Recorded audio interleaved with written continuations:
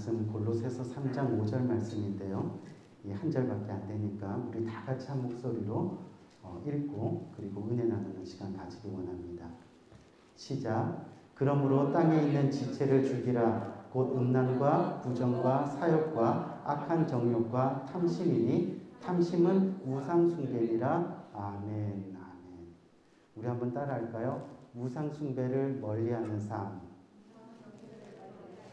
네, 우상 숭배를 멀리하는 삶. 오늘 믿음의 삶 세 번째 시간을 맞이하는데 저희가 어떻게 하면 2022년 한 해 어려운 시간을 겪으면서 하나님께서 저희에게 호흡과 생명으로 다시 한번 우리가 신앙생활하게 해주셨습니다. 그렇죠? 많은 어려운 시간 가운데 주님을 떠난 사람들도 많이 있고 하지만 끝까지 말씀을 붙들고 주님 앞에 나오는 귀한 여러분들, 하지만 이 상태로 머물면 안 되겠죠.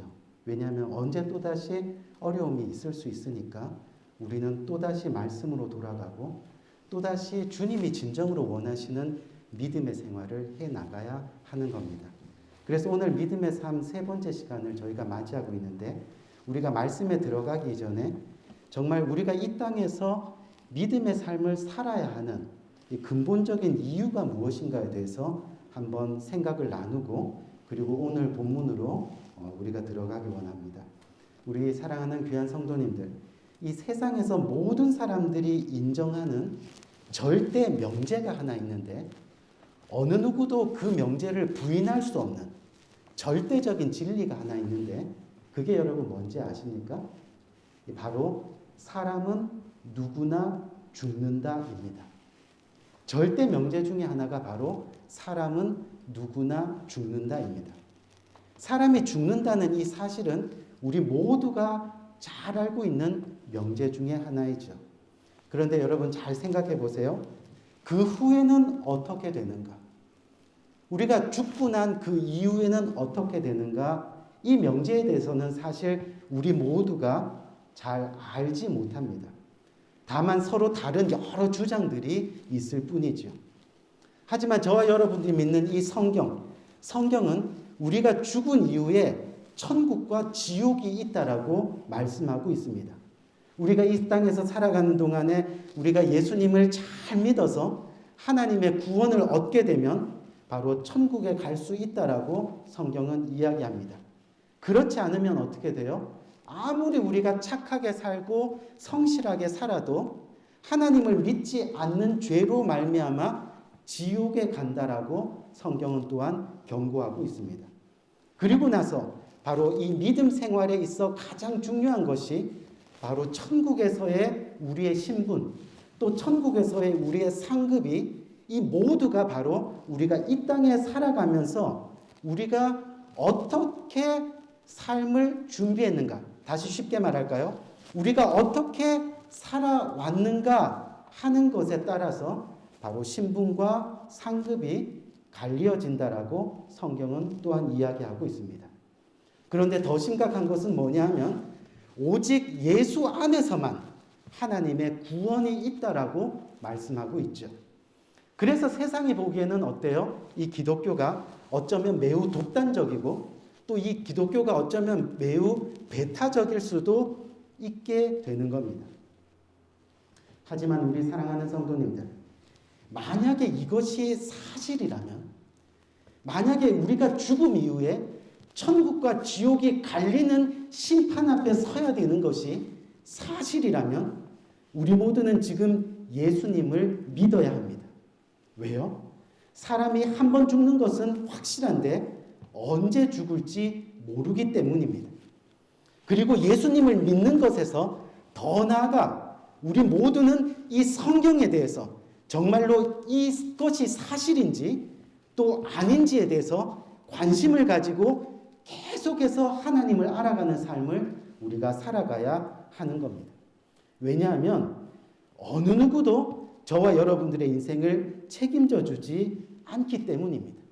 믿기로 결단하는 것은 바로 저와 여러분들의 몫이 되기 때문이죠. 그리고 만약에 우리가 정말 하나님의 말씀을 믿게 된다면 이제 성경의 말씀에 따라 구원을 위한 이 믿음의 삶을 철저히 이 땅에서 준비해 나가야 한다는 거죠. 이것은요, 우리가 무엇을 먹을까, 무엇을 입을까, 어떻게 하면 인생살이 성공할 수 있을까 하는 문제보다 더 중요한 바로 구원의 문제가 되기 때문입니다. 대충 나 하나님 믿어. 뭐 하나님 믿으니까 예배도 드리고 하면서 자기 생각대로 그렇게 살아간다면 하나님을 알지 못하면서 살아가는 세상 사람들과 별반 다른 것이 없다는 것을 우리는 기억해야 한다는 거죠. 그리고 입으로만 우리가 주여 주여 하면서 구원을 얻을 거라 그렇게 생각하지 마시기 바랍니다. 왜냐하면요, 우리는 믿음의 삶이 무엇인가에 대해서 진지하게 알아야 합니다. 다시 한번 말씀드리지만 그것이 바로 우리 구원의 문제이기 때문입니다. 그래서 2022년 한 해가 시작되면서 저와 여러분들은 그럼 추상적으로 믿음의 삶이 아니라 구체적인 믿음의 삶이 무엇인가 하는 것을 저희가 차근차근 우리가 알아가기 시작하는데, 이 첫 번째 시간에 우리가 믿음의 삶이 뭐였죠? 바로 faith. 이 첫 번째 삶이 바로 forgiveness.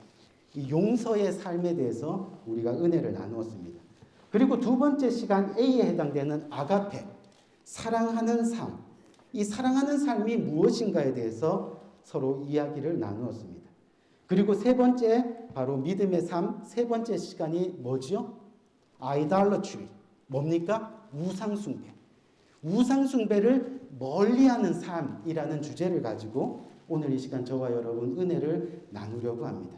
우리가 믿음의 삶을 구체적으로 살아가는 것이 우리 안에 용서의 삶이 있고 우리가 또 사랑하는 삶이 있고 또 특별히 하나님이 가장 싫어하시는 우상을 멀리하는 삶이 있다라고 그렇게 말씀하고 있죠. 오늘 본문을 한번 봅시다. 오늘 본문을 보니까 오늘 본문에 뭐라 그랬어요? 그러므로 이 땅에 있는 지체를 죽이라. 이 땅에 있는 지체들이 뭐래요? 곧 음란과 부정과 사욕과 악한 정욕과 탐심이니 탐심은 우상숭배니라 라고 그렇게 말씀하고 있습니다. 오늘 말씀을 자세히 읽어보니까 우리가 살아가는 이 땅에는 수많은 죄들이 우리를 영적으로 걸고 넘어뜨리려는 수많은 죄들이 있는데, 그런데 그 죄들의 중심을 들여다보니까 그 중심 속에는 공통적으로 뭐가 있더라는 거예요? 바로 탐심이 있더라는 겁니다.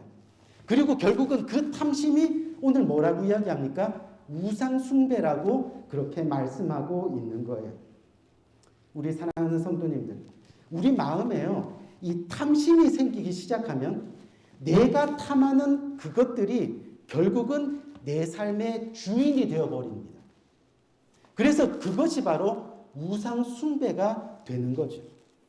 그래서 성경은 저희들에게 경고하기를 탐심을 멀리하라라고 가르치고 있습니다. 즉 우상을 멀리해야 한다는 그런 이야기입니다. 왜 그렇습니까? 바로 탐심은 우리로 하여금요, 하나님을 멀리하게 만드는, 죄를 범하게 하는 요소이기 때문입니다. 그래서 이 탐심은요, 하나님이 내 삶의 주인인 것을 잊어버리게 하고 또 하나님이 내 생명의 주관자라는 것을 망각하게 만드는 그 심정이 바로 탐심이라는 거죠. 그런데 한번 우리가 우상에 대해서 한번 생각해 봅시다. 여러분, 사실 이 우상은요, 그 자체로는 원래 아무런 힘이 없습니다. 그런데 우리의 이 탐심이 그 우상으로 들어가는 순간 그 우상은 힘이 생겨나게 됩니다. 그리고 그 다음에 어떻게 되죠? 그 우상이 우리의 삶을 하나하나 이렇게 지배하기 시작합니다. 결국 우상으로 지배된 삶은 최후가 어떤 삶이에요? 너도 죽고 나도 죽는 삶이 된다는 거죠. 조금 이해하기가 어려울 수 있으니까 한번 이 그림을 바라봅시다. 우리가 세상적으로 좀 악하다라고 이야기하는 그런 것들입니다. 무슨 얘기냐면 예를 들어서 술과 담배와 마약이 이 책상 위에 있다라고 한번 생각해 봅시다. 책상 위에 가만히 있는 이 술과 담배와 마약은요, 아무런 힘이 없습니다. 책상 위에 놓여 있을 때는 아무것도 아닙니다. 가만히 책상 위에 앉아 놓여 있을 때는 힘도 쓰지 못합니다. 술병이 갑자기 발이 달려서 날아와서 우리의 머리통을 때리거나 아니면 담배가 날아와가지고 우리의 뺨을 때리거나 하는 일은 절대 일어나지 않는다는 얘기죠. 그런데 우리가 손을 뻗어서 이 탐심의 행동이 바로 손을 뻗어서 이 손을 뻗어서 담배와 술과 마약에 손을 대기 시작하면 그 이후에 그 술이 우리의 삶을 지배하기 시작합니다. 성령을 찾는 대신에 담배와 마약을 찾게 됩니다. 그러다 보면 어느 순간에 담배와 술과 마약이 우리를 완전히 장악하게 되는 거죠. 결국 술과 담배와 마약은 우리 삶에 없어서는 안 되는 그런 우상이 되는 겁니다. 그 자체적으로는 아무 힘이 없습니다. 하지만 우리의 탐심으로 인해 손을 뻗는 순간 우리의 삶에 대한 지배력을 행사하는 것, 이것이 바로 우상 숭배가 되는 거죠. 그래서 성경을 보면요, 특별히 에스겔서를 보면 에스겔서에 하나님께서 가장 싫어하는 죄가 우상 숭배라고 그렇게 말씀하고 있습니다. 왜냐하면 우상 숭배는요, 결국 우리 삶에 하나님이 주인이 아닌 내 자신이 주인이 되어 더 나아가서는 내가 하나님 노릇하며 살아가는 삶이기 때문에 하나님께서는 그 우상 숭배를 멀리하라라고 그렇게 말씀하고 계시는 거죠. 하나님이 가장 엄격하게 다루시는 믿음의 생활의 모습이 바로 우상 숭배라는 것을 우리는 기억해야 됩니다. 우리가 구약 성경의 출애굽기 32장을 보면요, 32장에 이런 사건이 나와요. 어떤 사건이 나오냐면 모세가 하나님의 십계명을 받기 위해서 산으로 올라가 있을 때 산 밑에서 어떤 일들이 일어나죠? 모세가 너무 늦게 오니까 이 사람들이 모세가 우리를 떠났을 수도 있어. 뭔가 신변에 문제가 생길 수도 있어. 그럼 우리는 어떡하지? 하면서 금송아지를 만드는 그런 사건이 발생합니다. 우리 출애굽기 32장 1절 말씀 한번 볼까요? 1절 말씀에 보니까 뭐라고 되어 있느냐면 백성이 모세가 산에서 내려오니 더딤을 보고 모여 아론에게 이르러 가로되 일어나라. 우리를 인도할 신을 우리를 위하여 만들라. 이 모세 곧 우리를 애굽 땅에서 인도하여 낸 사람은 어찌 되었는지 알지 못함이니라. 모세가 어떻게 된지 우리는 알지 못하니까 당장 우리를 인도할 우리를 위한 신을 좀 만들어라. 이러면서 지금 이스라엘 백성들이 요구하고 있는 겁니다. 우리 사랑하는 성도님들, 자세히 보니까 이 말씀을 자세히 보니까 하나님을 대신해서 신을 만들라고 요구하는데 그것이 바로 우상을 만들라고 이야기하는 겁니다. 근데 그 우상이 우리를 위하여입니다. 우리를 위하는 우상입니다. 우리가 이 땅을 살아가는 동안에 우리 심정 안에 우상을 만드는 동기가 바로 이 말씀 가운데 나와 있습니다. 뭡니까? 철저히 나를 위해서입니다. 자기 중심적입니다. 자신의 필요를 채워줄 것을 찾는 겁니다. 내 소원을 잘 들어줄 신입니다. 우상을 섬기는 내면의 동기가 결국은 나입니다. 이기심입니다. 개인의 욕망과 성취에 도움이 되는 그 신을 찾고 있는 거란 겁니다. 보니까 우상은 자신을 위해 있는 거죠. 자신의 만족을 위해 있는 겁니다. 그것이 바로 성경이 이야기하는 탐심입니다. 하나님이 주인 되심이 아닌 내가 주인 되는 모든 것이 그래서 탐심으로부터 시작된다는 것을 우리는 기억해야 하는 겁니다. 지금 이스라엘 백성들이 금을 다 모아가지고 금송아지를 만들었습니다. 그리고 그 금송아지를 바라보면서 이스라엘 백성들이 뭐라고 얘기하느냐 하면 우리가 하나님이라고 하자 이렇게 이야기하는 겁니다. 다른 신을 섬기는 것이 아니라 금송아지를 만들어 놓고 하나님이라고 하자. 하나님이라고 하면서 지금 금송아지에게 절을 하고 있다는 이야기입니다. 하나님을 믿는 믿음의 삶을 산다고 하면서 결국은 자신이 기뻐하는 일, 자신이 원하는 일, 자신이 이루고 싶은 일을 하며 그렇게 살아가는 거죠. 그러면서 그것을 하나님이라고 하자. 그렇게 말하고 있는 겁니다. 그렇게 하나님이라고 하자 하면서 자기 뜻대로 오늘도 살아가고 있다는 겁니다. 그것이 바로 탐심이고 그것이 바로 우상 숭배라고 주님은 말씀하고 있습니다. 자신이 부담이 조금 되고요. 또 자기가 하기 싫고 자신이 손해보는 것 같으면 성경에서 아무리 하나님이 기뻐하시는 일이라 말씀하셔도 그냥 안 하는 겁니다. 그래서 하나님을 자기가 주장하며 살아가는 겁니다. 이것이 바로 우상 숭배입니다. 그런데 여러분 참 두려운 것이 있어요. 그게 뭐냐 하면요. 성경을 보니까 우상 숭배에 대해서는 하나님이 절대로 그냥 지나치시는 법이 없으시더라고요. 성경에 나온 이스라엘 역사를 보니까요. 그들이 하나님을 떠나 우상 숭배를 했을 때 하나님께서는 반드시 그들에게 심판하시고 벌하신다는 것을 우리는 기억해야 합니다. 우상 숭배의 죄에 대해서는요. 단 한 번도 그냥 간과한 적이 없으십니다. 출애굽기 32장에도 보니까 금송아지를 만들고 우상 숭배를 했던 이스라엘 백성들의 최후가 어떻게 되었습니까? 결국 지진이 일어나고 그 금송아지 우상이 땅속으로 곤두박질 치고 그리고 무려 3,000명 이상이 되는 이스라엘 백성들, 그 금송아지를 하나님이라고 하자 하면서 섬겼던 그들이 죽음을 당하게 되는 일들이 일어나게 됩니다. 그래서 우리 귀한 성도님들, 이 탐심은요, 자기만을 섬기길 명령하는 우상인 것을 우리는 기억해야 됩니다.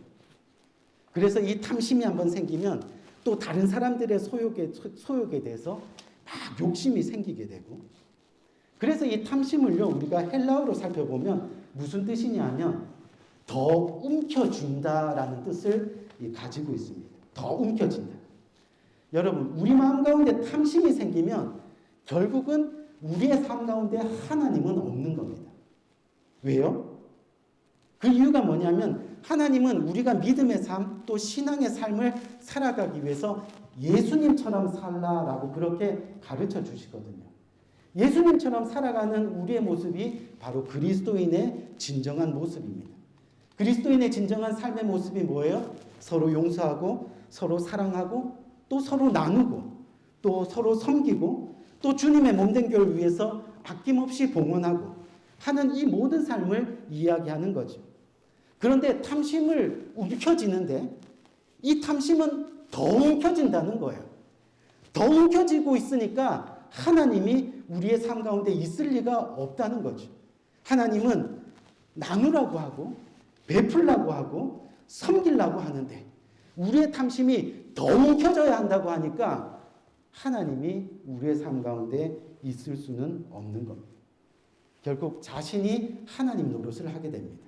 자신이 우상이 되어 있는 겁니다. 어느 동화책에 나온 이야기인데요. 어느 날 낚시꾼이 이 연못에 가서 낚시를 이렇게 하는데 뭔가가 잡혔어요. 그래서 탁 건졌더니 막 금빛이 나는 물고기가 잡힌 거예요. 그래서 딱 잡아서 봤더니 그냥 금빛만 나는 게 아니라 황금 물고기인 거예요. 우와, 이제 나는 부자가 됐구나. 그래서 황금 물고기를 가지고 집으로 가려고 했더니 그 황금 물고기가 말을 하는 겁니다. 깜짝 놀라서 무슨 얘기하나 이렇게 들어봤더니 이 황금 물고기가 제발 저를 살려주세요. 그러면 당신의 소원 3가지를 들어드리겠습니다. 자기 몸값보다 더 큰 소원까지도 말을 하면 3가지를 꼭 들어드리겠습니다. 그렇게 이야기를 했습니다. 그랬더니 이 낚시꾼이 그 말을 듣고 나서 곰곰이 생각하다가 이 꾀가 생긴 거예요. 그래가지고 물고기한테 그럼 이왕 들어줄 소원이니까 그냥 5가지만 들어줘라. 5가지 들어주면 내가 살려주겠다. 이랬어요. 그랬더니 그 말을 들은 물고기가 서글프게 그냥 울면서 다시 한번 애원합니다. 제가 가진 능력으로는 딱 3가지밖에 들어둘 수 없으니까 그냥 3가지 들어드리고 저를 살려주세요 하고 그렇게 이야기를 했습니다. 그랬더니 이 낚시꾼이 또 말을 하는 겁니다. 그럼 너도 하나 나도 하나 서로 양보해갖고 4가지만 들어줘라. 그럼 내가 널 살려주겠다. 이 물고기가요 점점 거친 숨을 막 몰아세면서 대답했어요. 제발 3가지, 저는 3가지밖에 들어줄 수가 없어요. 그랬더니 또 이 낚시꾼이 그럼 좋다. 내가 정말 많이 양보해서 3.5, 3가지 반만 들어줘라.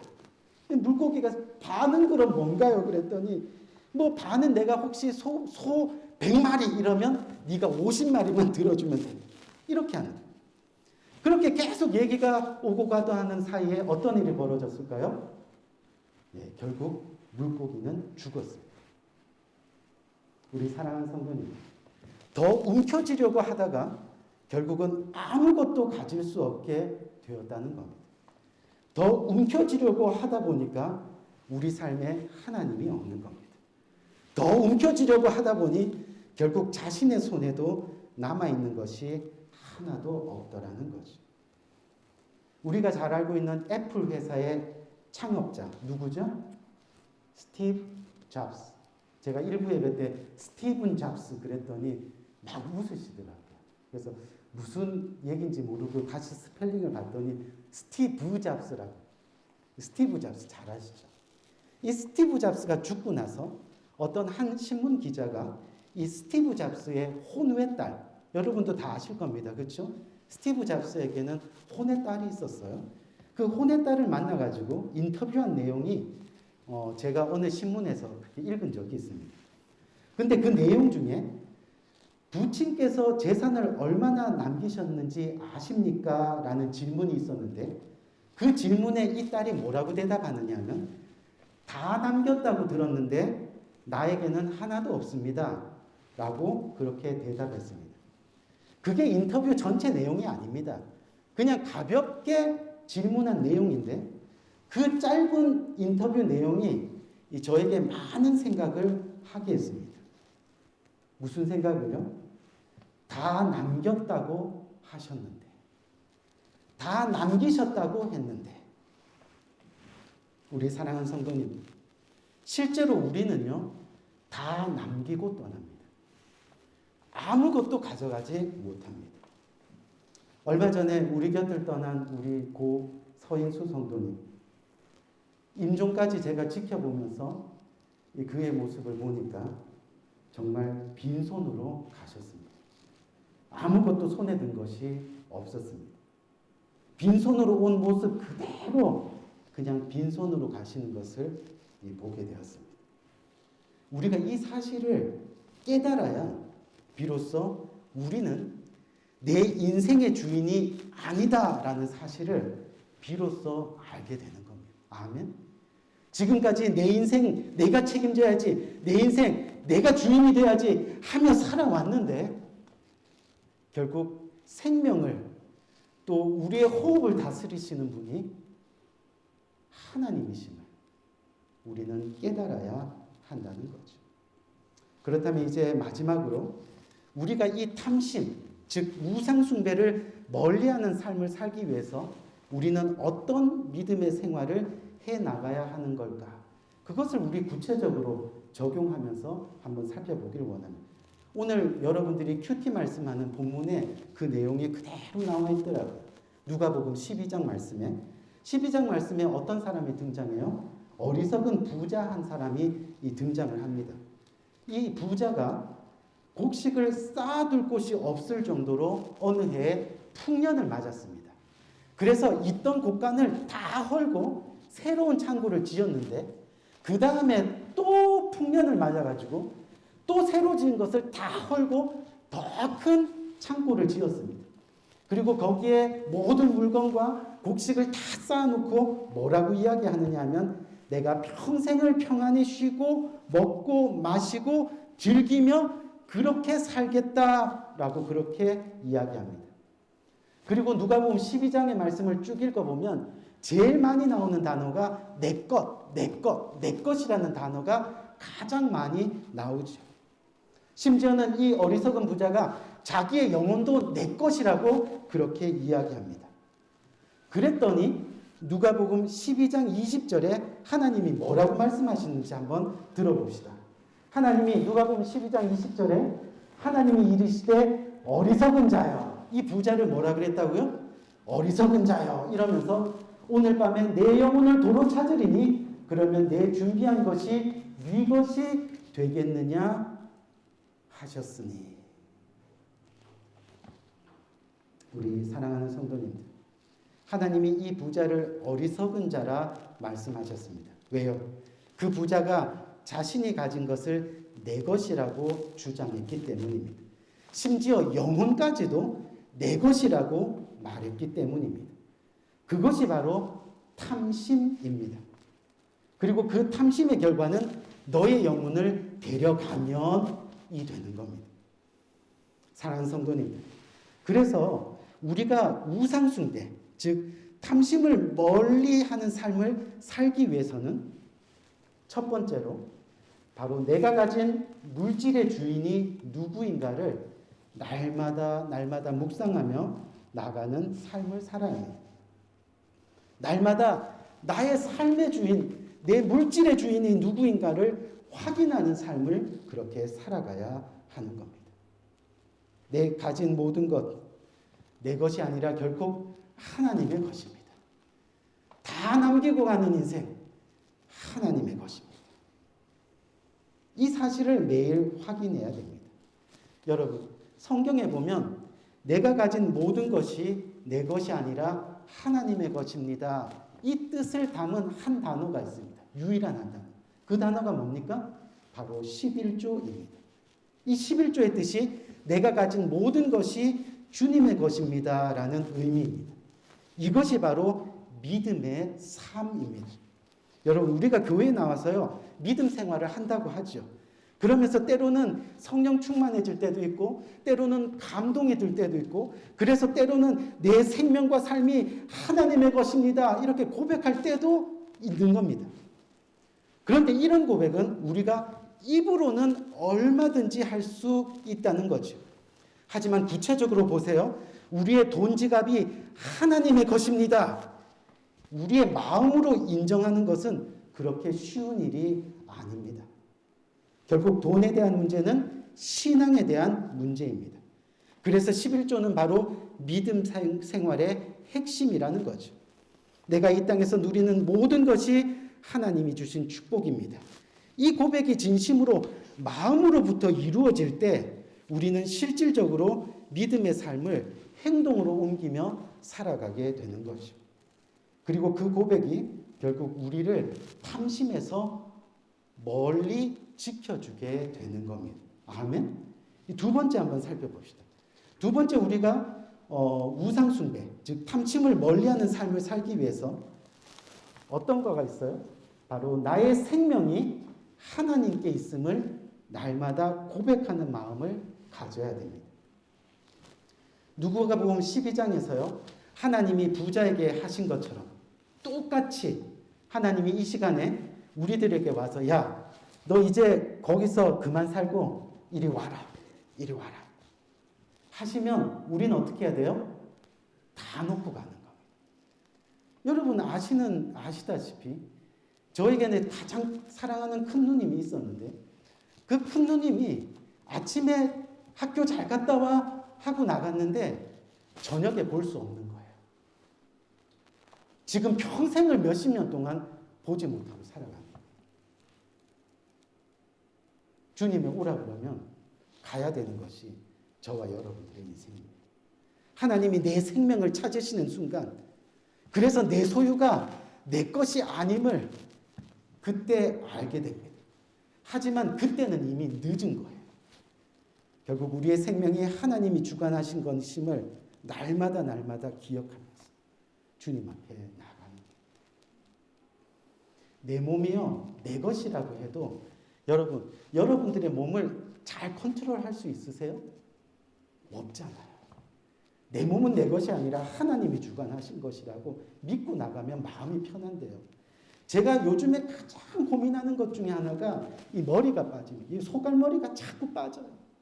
그래가지고 머리 감을 때마다 조심해도 매일 막 그냥 한 굽씩 그렇게 빠지는, 그 머리가 아까워가지고 어떻게 좀 잘해볼까 여기다 덮어 씌워도 내 머리가 되나요? 안 되잖아요. 안 되잖아요. 저절로 빠지는 머리털을 내 힘으로 구할 수가 없겠더라고요. 내 거라고 했는데, 내 몸인데.